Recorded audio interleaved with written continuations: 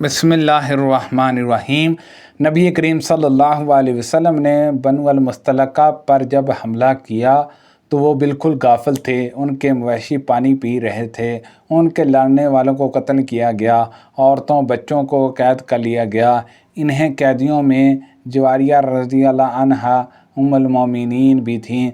نافع رحمۃ اللہ علیہ لکھتا تھا کہ یہ حدیث مجھ سے عبداللہ بن عمر رضی اللہ عنہما نے بیان کی تھی۔ وہ خود بھی اسلامی فوج کے ہمراہ تھے۔ میں نے ابو سعید رضی اللہ عنہ کو دیکھا تو ان سے ایک سوال کیا۔ آپ نے جواب میں کہا کہ ہم رسول اللہ صلی اللہ علیہ وسلم کے ساتھ غزوہ بن مستلق کے لیے نکلے۔ اس غزوہ میں ہمیں قبیلہ بن مستلق کے عرب قیدی ہاتھ آئے۔ راستے ہی میں ہمیں عورتوں کی خواہش ہوئی اور عورتوں سے الگ رہنا ہم کو مشکل ہو گیا۔ ہم نے چاہا کہ عزل کر لیں۔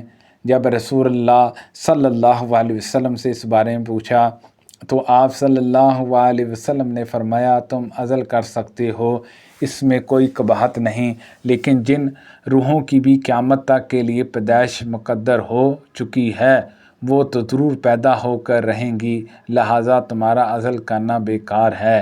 میں بنو تمامہ سے ہمیشہ محبت کرتا رہوں گا۔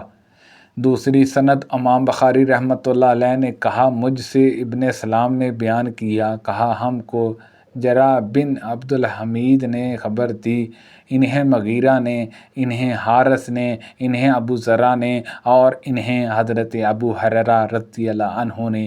تیسری سند اور مغیرہ نے عمارہ سے روایت کی، انہوں نے ابو ذرہ سے کہ حضرت ابو ہریرہ رضی اللہ عنہ نے فرمایا، تین باتوں کی وجہ سے جنہیں میں نے رسول اللہ صلی اللہ علیہ وسلم سے سنا ہے، میں بنو تمامہ سے ہمیشہ محبت کرتا رہوں گا۔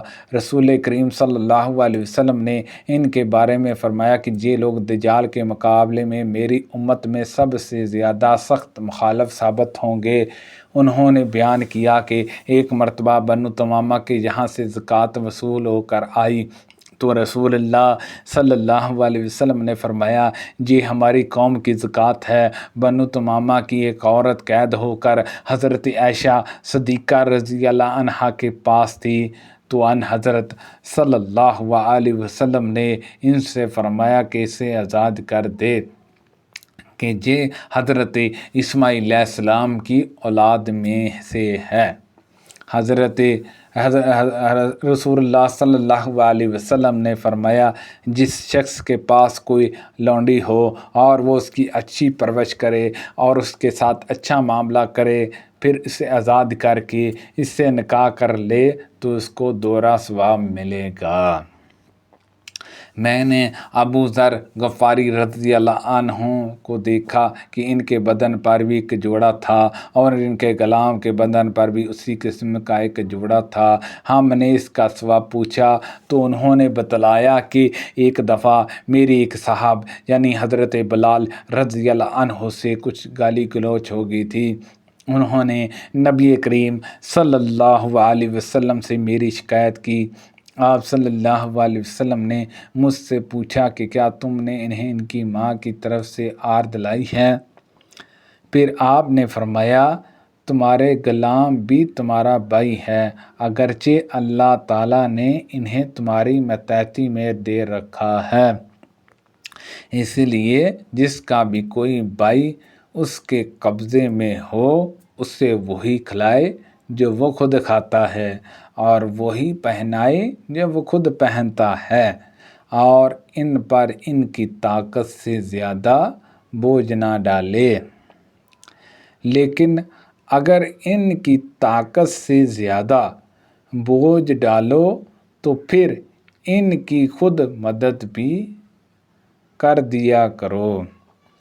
رسول کریم صلی اللہ علیہ وسلم نے فرمایا، غلام جو اپنے آقا کا خیر خواہ بھی ہو اور اپنے رب کی عبادت بھی اچھی طرح کرتا ہو تو اسے دوگنا ثواب ملتا ہے۔ رسول کریم صلی اللہ علیہ وسلم نے فرمایا، جس کسی کے پاس بھی کوئی باندی ہو اور وہ اسے پورے حسن و خوبی کے ساتھ ادب سکھائے، پھر آزاد کر کے اس سے شادی کر لے تو اسے دوگنا ثواب ملتا ہے، اور جو غلام اللہ تعالیٰ کے حقوق بھی ادا کر لے اور اپنے آقاؤں کے بھی، تو اسے بھی دگنا ثواب ملتا ہے۔ ان سے نبی کریم صلی اللہ علیہ وسلم نے فرمایا، غلام جو کسی کی ملکیت میں ہو اور نیکوکار ہو تو اسے دگنا ثواب ملتا ہے۔ اور حضرت ابو ہریرہ رضی اللہ عنہ نے کہا، اس ذات کی قسم جس کے ہاتھ میں میری جان ہے، اگر اللہ تعالیٰ کے راستے میں جہاد، حج اور والدہ کی خدمت کی روک نہ ہوتی تو میں پسند کرتا کہ غلام رہ کر مروں۔ نبی کریم صلی اللہ علیہ وسلم نے فرمایا، کتنا اچھا ہے کسی کا وہ غلام جو اپنے رب کی عبادت تمام حسن و خوبی کے ساتھ بجائے اور اپنے مالک کی خیر خواہی بھی کرتا رہے۔ سبحان اللہ عز و جل۔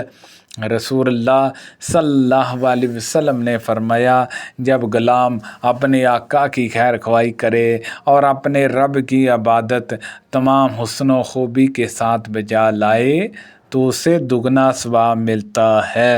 سبحان اللہ عز و جل۔